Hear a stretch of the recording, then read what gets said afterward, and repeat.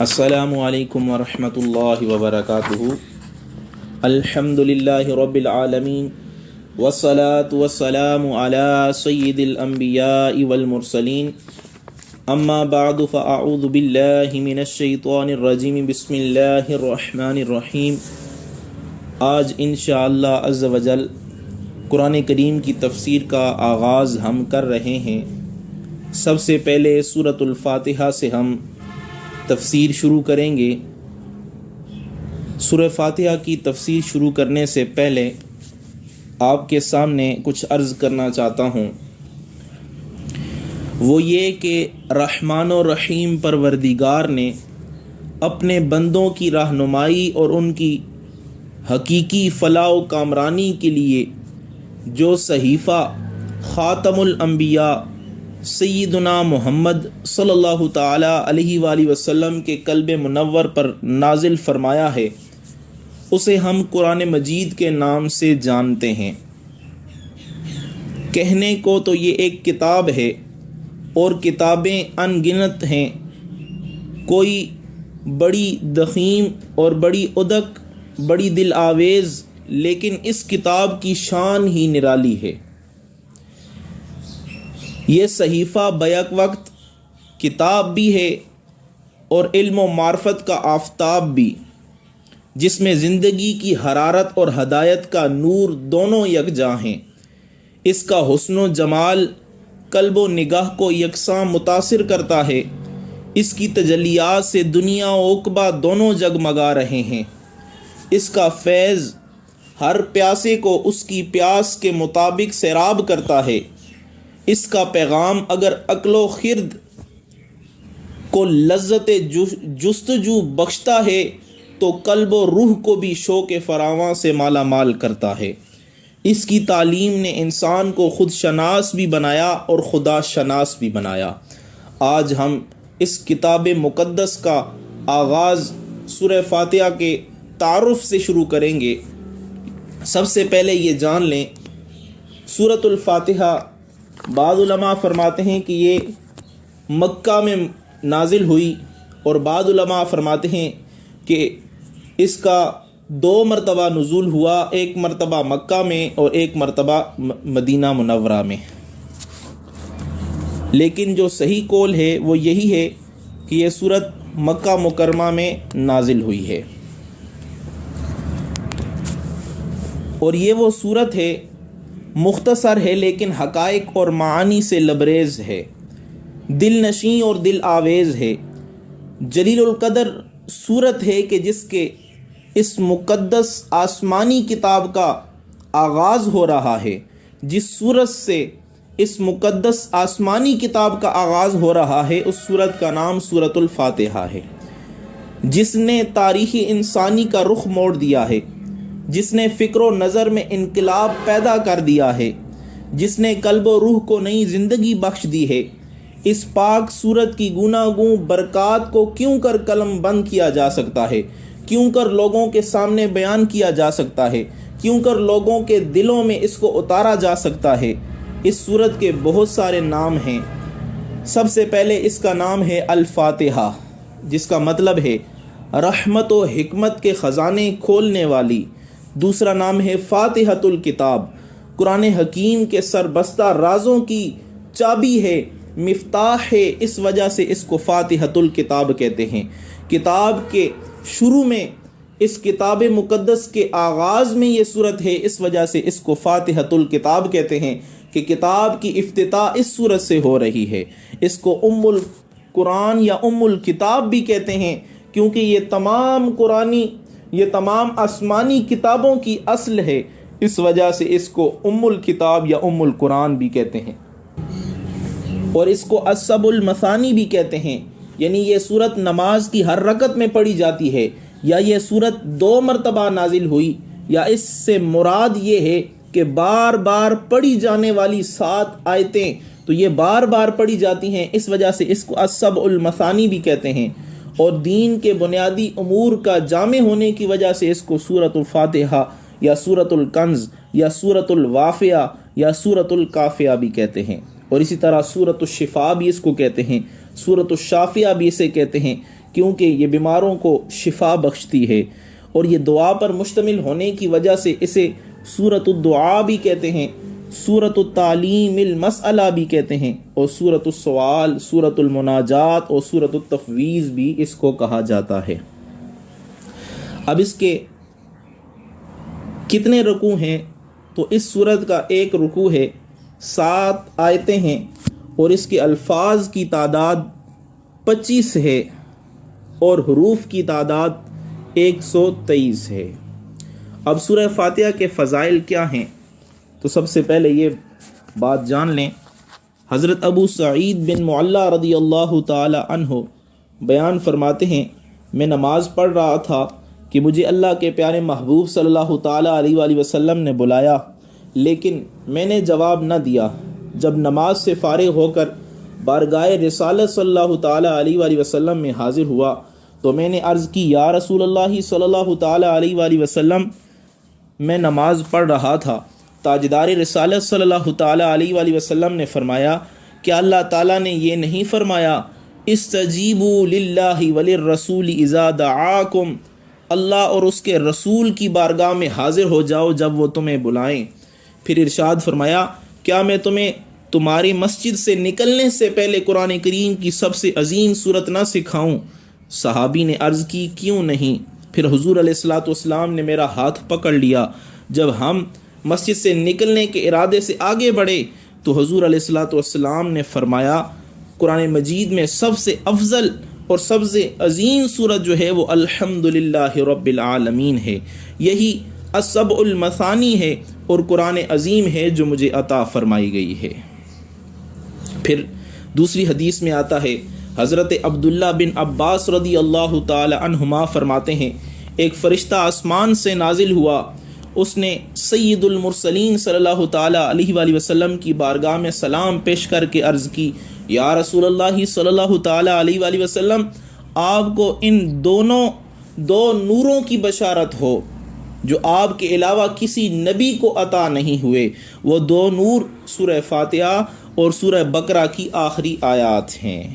اسی طرح تیسری حدیث میں حضرت ابی بن کعب رضی اللہ تعالیٰ عنہ سے مروی ہے، آپ فرماتے ہیں، اللہ کے محبوب صلی اللہ تعالیٰ علیہ وآلہ وسلم نے فرمایا، اللہ تعالیٰ نے تورات اور انجیل میں ام القرآن کی مثل کوئی سورت نازل نہیں فرمائی۔ ام القرآن سے مراد سورۃ الفاتحہ ہے۔ اسی طرح نبی کریم رؤوف الرحیم صلی اللہ تعالیٰ علیہ وآلہ وسلم کا ایک اور ارشاد گرامی ہے، آپ نے فرمایا کہ سورہ فاتحہ ہر مرض کے لیے شفا ہے، لیکن یہ شفا اس کے لیے ہے کہ جس کا یقین ہو، کیونکہ یقین شرط ہے، اگر یقین نہیں ہے تو یہ اس آدمی کے لیے شفا کا باعث نہیں بنے گی۔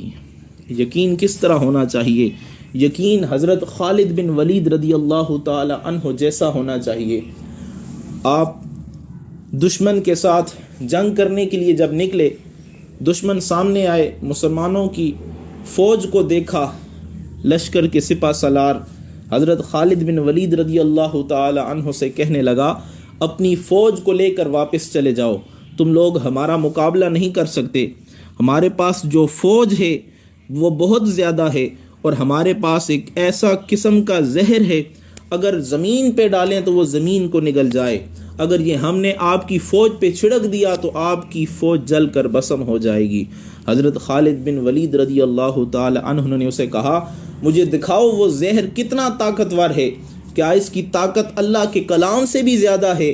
وہ زہر حضرت خالد بن ولید رضی اللہ تعالی عنہ کے ہاتھ پہ رکھا گیا، آپ نے شیشی کو کھولا اور پڑھا، بسم اللہ الذی لا یضر مع اسمہ شیء فی الارض ولا فی السماء وہو السمیع العلیم۔ آپ نے پھونک مار دی، اس کا ترجمہ یہ ہے، میں اللہ تعالیٰ کے نام سے دم کرتا ہوں، اور دنیا میں بندے کو کوئی چیز تکلیف یا نقصان نہیں دے سکتی، نہ زمین میں نہ آسمان میں، اللہ تعالیٰ سننے والا بھی ہے اور جاننے والا بھی ہے۔ وہ زہر کی شیشی آپ نے نوش فرمائی اور آپ کو کچھ بھی نہیں ہوا۔ تو اسی طرح جو آدمی بیماروں پہ یہ سورہ فاتحہ دم کرتا ہے تو دم کرنے والے اور دم کروانے کے لیے یقین شرط ہے، وہ یہ یقین رکھیں کہ یہ سورت شفا دینے والی ہے، اور حضور علیہ الصلوۃ والسلام کا فرمان مقدس ہے کہ یہ سورت شافعہ ہے یا سورۃ الشفا ہے کہ یہ مریضوں کو شفا دینے والی ہے۔ اسی طرح اس سورت کی تفسیر میں ایک بہت ہی پسندیدہ یا عمدہ قسم کا واقعہ جو بخاری شریف میں موجود ہے، کتاب الاجارہ میں امام بخاری رحمۃ اللہ تعالی علیہ فرماتے ہیں کہ صحابہ کرام رضوان اللہ تعالی علیہم سفر کر رہے تھے، ایک جگہ پہ ٹھہرے تو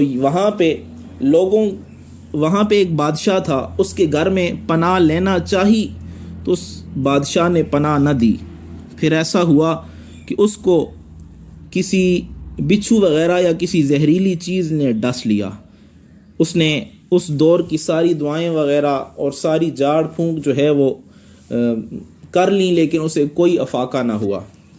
اس نے اپنے نوکروں کو بھیجا کہ جاؤ وہ جو 3 فقیر تھے، وہ جو 3 مجذوب تھے، وہ 3 جو صحابہ تھے، ان کے پاس جاؤ، اگر ان کے پاس کوئی دوا مل جائے یا دعا مل جائے یا کوئی جھاڑ پھونک ہی مل جائے کہ شاید اس ڈنگ سے شفا نصیب ہو جائے۔ وہ ان کے پاس گئے تو ان صحابہ نے ان سے کہا کہ ہم دم کر دیں گے، لیکن اس کے بدلے میں ہم بکریاں لیں گے، بکریوں کا ایک ریوڑ لیں گے۔ تو انہوں نے کہا ٹھیک ہے دم کر دیں، اگر بیماری دور ہو گئی، زہر چلا گیا تو ہم آپ کو بکریوں کا ریوڑ دے دیں گے۔ صحابہ کرام آگے بڑھے، ایک صحابی نے سورہ فاتحہ پڑھی اور دم کر دیا اور وہ زہر دور ہو گیا، وہ شخص ٹھیک ہو گیا، ان کو بکریوں کا ریوڑ دیا گیا۔ اب وہ شخص، صحابہ کے درمیان آپس میں یہ بحث شروع ہو گئی کہ یہ دم پہ اجرت لینا جائز ہے یا نہیں، یہ بکریاں لینا جائز ہے یا نہیں۔ اور وہ صحابہ تھے، آپس کے جو مسائل درپیش ہوتے وہ حضور علیہ الصلاۃ والسلام کی بارگاہ میں لے آتے۔ حضور علیہ الصلاۃ والسلام کی بارگاہ میں جب لایا گیا، پوچھا گیا، حضور علیہ الصلاۃ والسلام نے فرمایا قد اصبتم اقسموا، تم نے فیصلہ بالکل ٹھیک کیا ہے، یعنی ان بکریوں کو اب تقسیم کر لو۔ اور فرمایا وَضْرِبُوا لِي مَعَكُمْ سَهْمًا، اور میرا حصہ بھی اس میں سے نکالو، میرا حصہ بھی اس میں سے رکھو۔ تو پتہ چلا کہ دم کرنا اور دم پر اجرت لینا یہ دونوں جائز ہیں۔ امام بخاری رحمۃ اللہ تعالی علیہ نے کتاب الاجارہ میں یہ حدیث پاک نقل کی ہے۔ اس کے بعد سب سے پہلے یہ یاد رکھنا چاہیے کہ سورۃ فاتحہ کے مضامین کیا ہیں۔ اس سورت میں اللہ تعالیٰ کی حمد و ثنا بیان کی گئی ہے۔ نمبر 2، اللہ تعالیٰ کے رب ہونے، اس کے رحمان اور رحیم ہونے، نیز مخلوق کے مرنے کے بعد دوبارہ زندہ کیے جانے اور قیامت کے دن اور ان کے اعمال کی جزا ملنے کا ذکر ہے۔ نمبر 3، صرف اللہ تعالیٰ کے عبادت کا مستحق ہونے اور اس کے حقیقی مددگار ہونے کا تذکرہ موجود ہے۔ نمبر 4، دعا کے آداب کا بیان اور اللہ تعالیٰ سے دین حق اور صراط مستقیم کی طرف ہدایت ملنے، نیک لوگوں کے حال سے موافقت اور گمراہوں سے اجتناب کرنے کی دعا مانگنے کی تعلیم دی گئی ہے۔ یہ چند چیزیں اس سورہ پاک میں بیان کی گئی ہیں۔ اور ایک اور بھی قول آپ کے سامنے نقل کر دوں جو امیر المومنین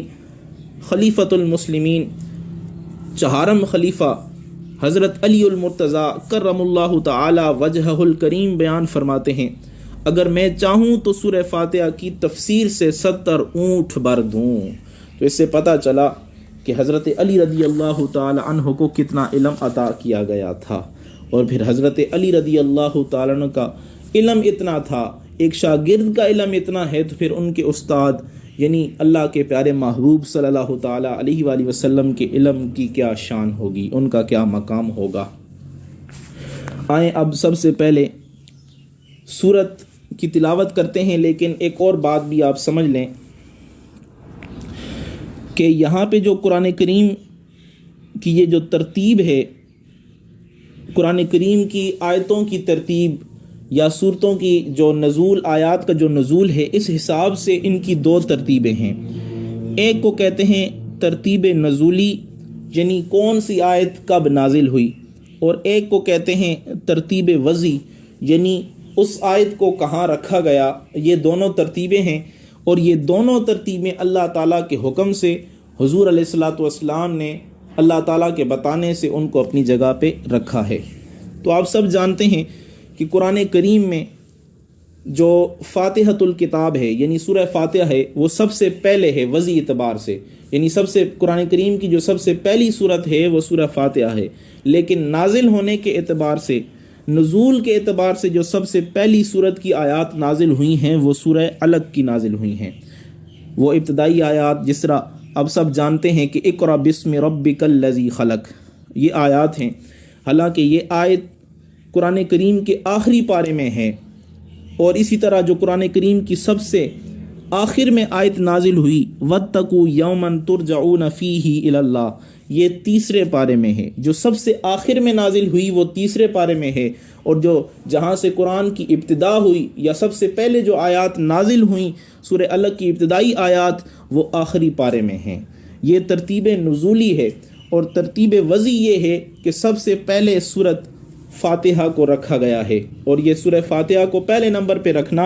اللہ کے حکم سے حضور علیہ الصلوۃ والسلام نے صحابہ کو یہ تعلیم دی ہے۔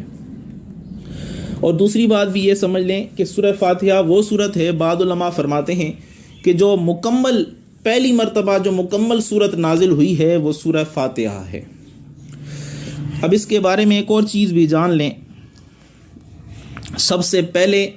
جو مکمل صورت نازل ہوئی ہے وہ سورۃ الفاتحہ ہے، اور یہ ترتیب وضعی کے اعتبار سے پہلی صورت ہے۔ اب چلتے ہیں اس صورت کا آغاز کرتے ہیں۔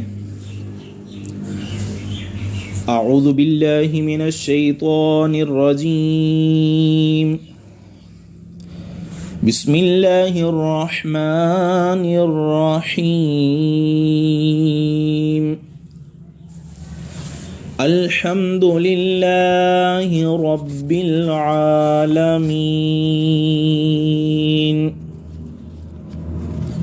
الرحمن الرحیم۔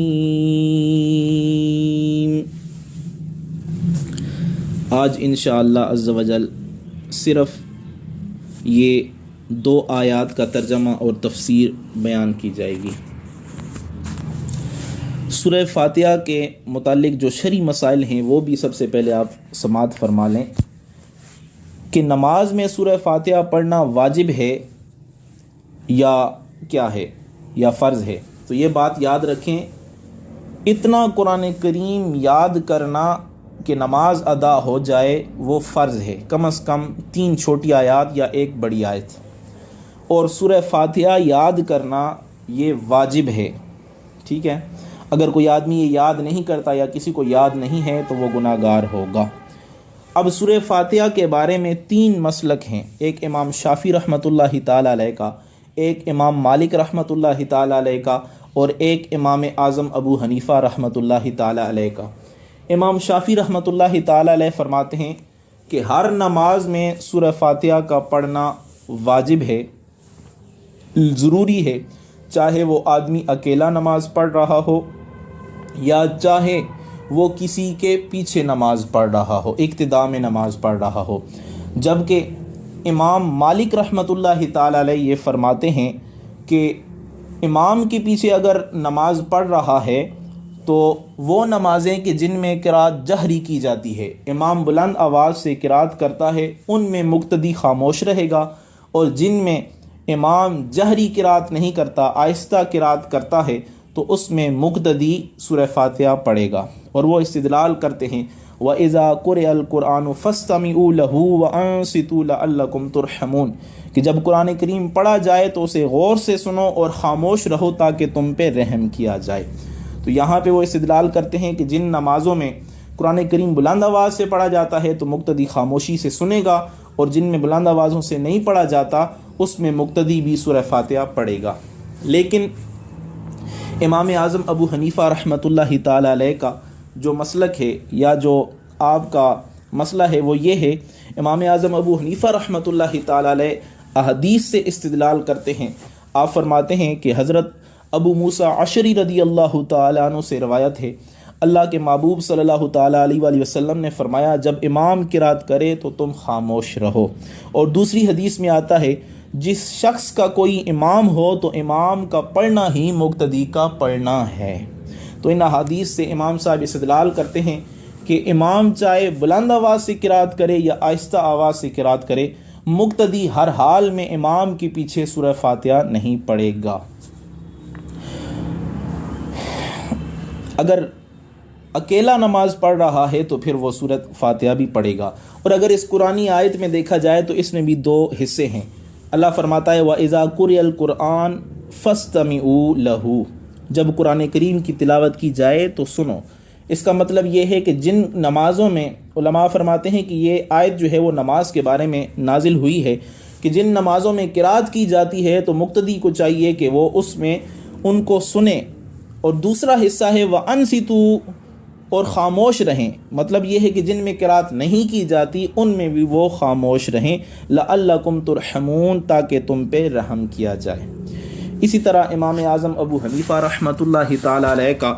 ایک مناظرہ بھی امام فخر الدین رازی رحمۃ اللہ تعالی علیہ نے نقل کیا ہے کہ مدینہ منورہ کے چند علماء امام اعظم ابو حنیفہ رحمۃ اللہ تعالی علیہ کے پاس اس غرض سے آئے کہ وہ امام کے پیچھے مقتدی کی قرات کرنے کے معاملے میں ان سے مناظرہ کریں۔ امام اعظم ابو حنیفہ رحمۃ اللہ تعالی علیہ نے ان سے فرمایا کہ سب سے مناظرہ کرنا میرے لیے ممکن نہیں ہے، آپ ایسا کر لیں کہ مناظرے کا ایک معاملہ، یہ مناظرے کا جو معاملہ ہے ایک شخص کے سپرد کر دیں جو آپ سب سے زیادہ علم والا ہے، تاکہ میں اس سے مناظرہ کر سکوں۔ انہوں نے ایک عالم کی طرف اشارہ کیا تو امام اعظم ابو حنیفہ رحمۃ اللہ تعالی علیہ نے فرمایا کیا یہ تم سب اس کو اپنا مقتدا مانتے ہو، اس کو اپنا امام تسلیم کرتے ہو، یا یہ آدمی تم سب سے زیادہ علم والا ہے؟ انہوں نے جواب دیا جی ہاں۔ امام اعظم ابو حنیفہ رحمۃ اللہ علیہ نے فرمایا کیا میرا اس کے ساتھ مناظرہ کرنا تم سب کے ساتھ مناظرہ کرنے کی طرح ہے؟ انہوں نے کہا جی ہاں۔ امام اعظم نے پھر فرمایا اس کے خلاف جو دلیل قائم ہوگی وہ گویا کہ تمہارے خلاف قائم ہوگی؟ انہوں نے پھر جواب دیا ہاں۔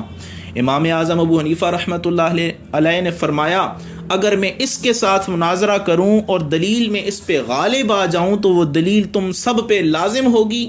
انہوں نے عرض کیا جی ہاں۔ امام اعظم ابو حنیفہ رحمۃ اللہ تعالی علیہ نے فرمایا، ان سے دریافت کیا وہ دلیل تم پر کیسے لازم ہوگی؟ انہوں نے جواب دیا اس لیے کہ ہم اسے اپنا امام بنانے پہ راضی ہیں تو اس کی ہماری بات ایک ہی ہوگی۔ امام اعظم ابو حنیفہ رحمۃ اللہ تعالی علیہ نے فرمایا ہم بھی تو یہی کہتے ہیں کہ جب ہم نے ایک شخص کو نماز میں اپنا امام مان لیا تو اس کا قرات کرنا ہمارا قرات کرنا ہے اور وہ ہماری طرف سے نائب ہے۔ امام اعظم ابو حنیفہ رحمۃ اللہ تعالی علیہ کی یہ بات سن کر سب نے اقرار کر لیا کہ امام کے پیچھے مقتدی قرات نہیں کرے گا۔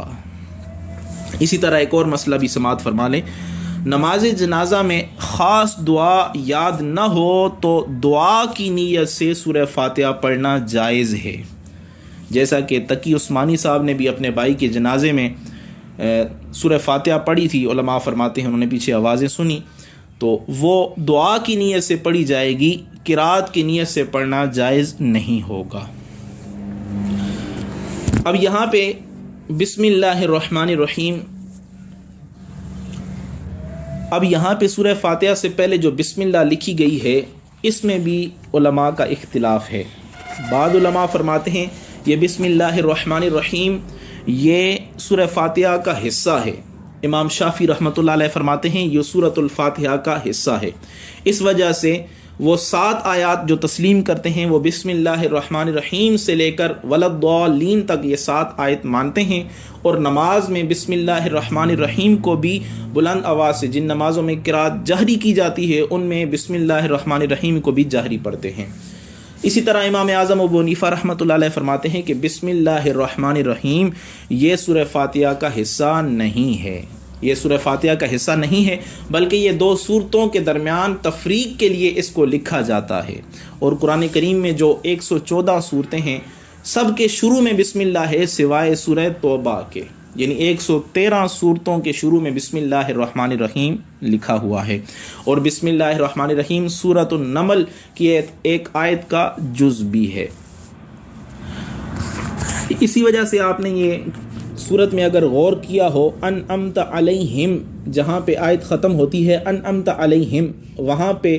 ایک چھوٹا سا دائرہ لکھا ہوتا ہے جس کے اوپر 6 5 سے بنا ہوتا ہے اس کے اوپر 6 لکھ دیتے ہیں، تو اس کا مطلب یہ آیت ہے امام اعظم ابو حنیفہ رحمۃ اللہ تعالیٰ علیہ کے لیے، لیکن اختلاف کی وجہ سے وہاں آیت کا جو دائرہ ہوتا ہے وقف تام وہ وہاں پہ نہیں بناتے۔ اگر آپ نے غور کیا ہو، وہ 6 والی آیت جو ہے وہ وہاں پہ وہاں نمبر نہیں لکھتے، ولضالین یہاں پہ جا کے جو ہے وہ لکھ دیتے ہیں۔ اس کے علاوہ بسم اللہ الرحمن الرحیم سے قرآن کریم کی ابتدا ہم نے کی ہے، تو اسلامی آداب معاشرت میں بسم اللہ الرحمن الرحیم کو اہم مقام حاصل ہے۔ ہمارے ہادی و مرشد صلی اللہ تعالیٰ علیہ وآلہ وسلم نے یہ سبق ہمیں دیا ہے کہ ہر کام کی ابتدا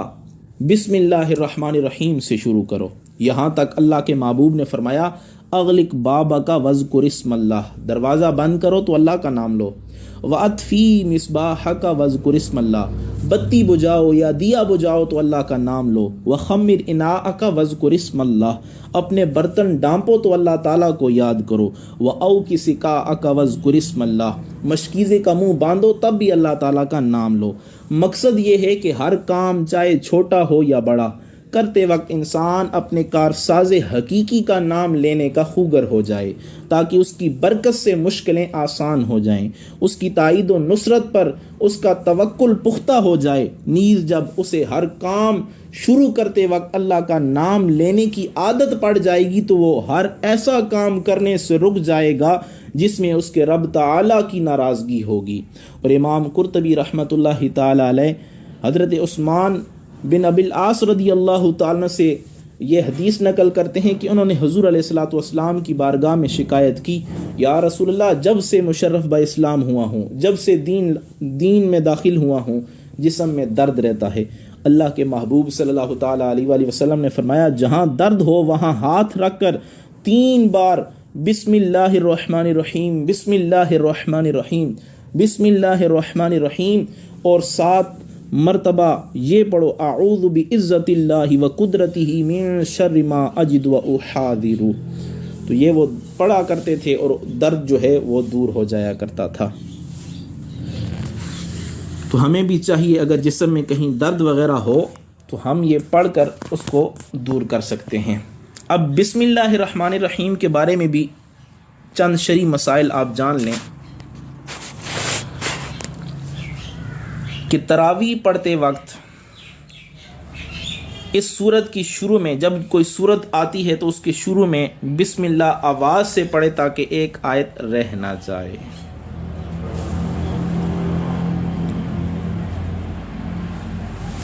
اسی طرح تلاوت شروع کرنے سے پہلے اعوذ باللہ من الشیطان الرجیم پڑھنا سنت ہے، لیکن اگر شاگرد استاد سے قرآن مجید پڑھ رہا ہے تو اس کے لیے اعوذ باللہ پڑھنا یہ سنت نہیں ہے۔ سورت کی ابتدا میں بسم اللہ الرحمن الرحیم پڑھنا سنت ہے ورنہ مستحب ہے۔ اگر سورہ توبہ سے تلاوت شروع کی جائے تو اعوذ باللہ اور بسم اللہ دونوں کو پڑھا جائے، اور اگر تلاوت کے دوران سورہ توبہ آ جائے تو بسم اللہ پڑھنے کی حاجت نہیں ہے۔ اسی طرح بسم اللہ ہر سورت کے شروع کی آیت نہیں بلکہ پورے قرآن کی ایک آیت ہے جسے ہر سورت کے شروع میں لکھ دیا گیا ہے تاکہ 2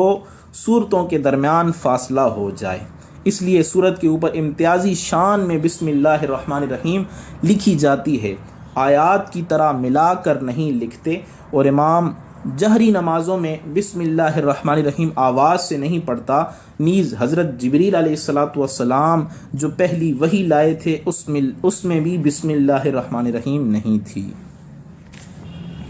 اور یہ سورہ نمل کا حصہ ہے جو آپ کے سامنے پہلے بیان کر دیا ہے۔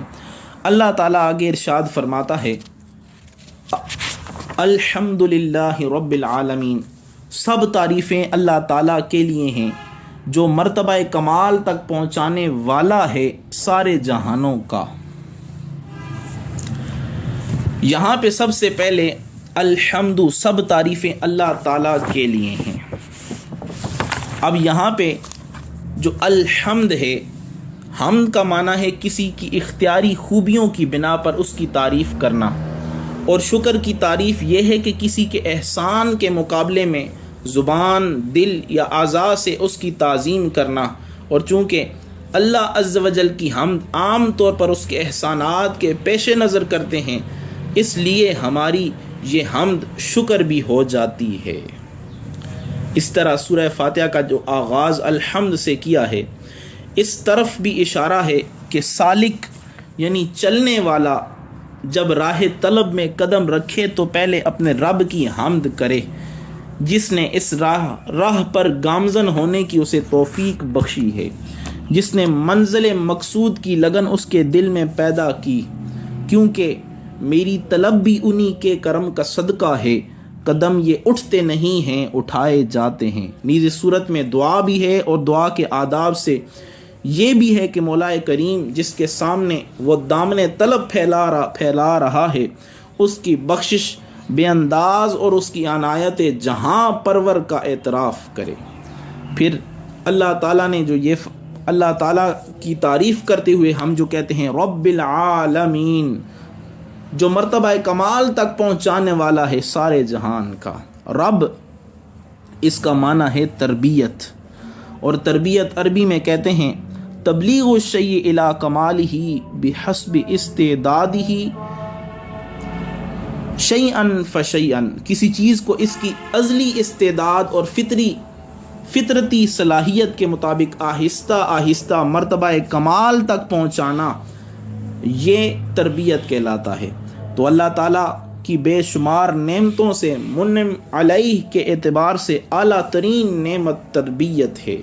اس لیے حمد کے فوراً بعد اس کا ذکر فرما کر حامد یعنی حمد کرنے والے کو یہ یاد دلایا ہے کہ جس کی تو حمد کر رہا ہے وہی ہر حمد کے لائق ہے، کیونکہ اسی نے تجھے ضعف و ناتوانی، جہالت اور بے بسی کی حالت سے نکال کر اس منزل تک پہنچایا ہے۔ پھر آگے فرمایا العالمین جو ہے، یہ عالمین عالم کی جمع ہے، اور عالم اس چیز کو کہتے ہیں جو علامت ہو یا نشانی ہو، کیونکہ ہر چیز اپنے پیدا کرنے والے کا پتہ دیتی ہے، اس وجہ سے عالم کا مطلب یہ ہے کہ جو صانع کی پہچان کروا دے، جو اللہ تعالیٰ کی پہچان کروا دے۔ اللہ کے سوا ہر چیز کو عالم کہتے ہیں، اللہ کے سوا ہر چیز کو عالم کہتے ہیں۔ اب یہاں پہ ایک اور چیز بھی یاد رکھیں، اس عالمین میں اس نقطے کی طرف بھی اشارہ ہے کہ اسلام کا خدا کسی خاص قوم، نسل اور وطن کا خدا نہیں، تاکہ اس کی نوازشات کسی خاص قوم و نسل کے ساتھ مخصوص ہوں، بلکہ اس کی ربوبیت کا رشتہ کائنات کے ہر شے کے ساتھ یکساں ہے، اور اسی لیے اس کے لطف و احسان کے سب مساوی طور پر حقدار ہیں، شرط یہ ہے کہ وہ اس کے احکام کی بجا آوری سے اپنے آپ کو اس کا اہل ثابت کر دے۔ آگے فرمایا الرحمن الرحیم۔ اب یہ الرحمن اور رحیم یہ دونوں مبالغے کے صیغے ہیں، اور ان کا ماخذ رحمت ہے، اور رحمت الہی سے مراد اس کا وہ انعام و اکرام ہے جس سے وہ اپنی مخلوق کو سرفراز فرماتا رہتا ہے۔ وجود، زندگی، علم، حکمت، قوت، عزت اور عمل صالح کی توفیق سب اس کی رحمت کے مظاہر ہیں۔ یہ اس کی بے پایا رحمت ہی تو ہے کہ جس نے کسی استحقاق کے بغیر انسان کی جسمانی اور روحانی بالید کے سب سامان فراہم کر دیے ہیں۔ یہ اس کی بے حد و بے حساب رحمت ہی تو ہے کہ ہماری لگاتار ناشکریوں اور نافرمانیوں کے باوجود وہ اپنے لطف و کرم کا دروازہ بند نہیں کرتا۔ کبھی آپ نے غور فرمایا کہ قرآن کریم اللہ تعالیٰ کی جس صفت کا سب سے پہلے ذکر کرتا ہے وہ صفت قہاریت و جباریت نہیں بلکہ صفت رحمانیت ہے۔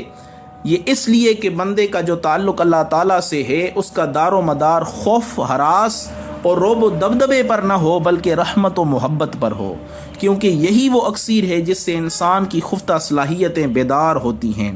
پنہائیاں توانائیاں آشکار ہوتی ہیں۔ یہی معراج انسانیت ہے کہ انسان اپنے آپ کو عیاں دیکھ لے۔ لیکن بعض لوگ اعتراض کرتے ہیں کہ اسلام کا خدا خونی ہے، اپنے ماننے والوں کا ان کو خونخواری سکھاتا ہے، کاش وہ اسلام کی مقدس کتاب کے پہلے صفحے کی پہلی آیت ہی پڑھ لیتے تو انہیں پتہ چل جاتا اسلام کا خدا خونخوار نہیں، وہ الرحمن اور الرحیم ہے۔ اس کی رحمت کا وسیع دامن ہے، اس کی رحمت کا وسیع دامن کائنات کے ذرے ذرے کو اپنے آغوش لطف و کرم میں لیے ہوئے ہے۔ اسلام کا خدا صفاک نہیں ہے بلکہ الرحیم ہے، اس کی رحمت کا بادل ہر وقت برستا ہی رہتا ہے۔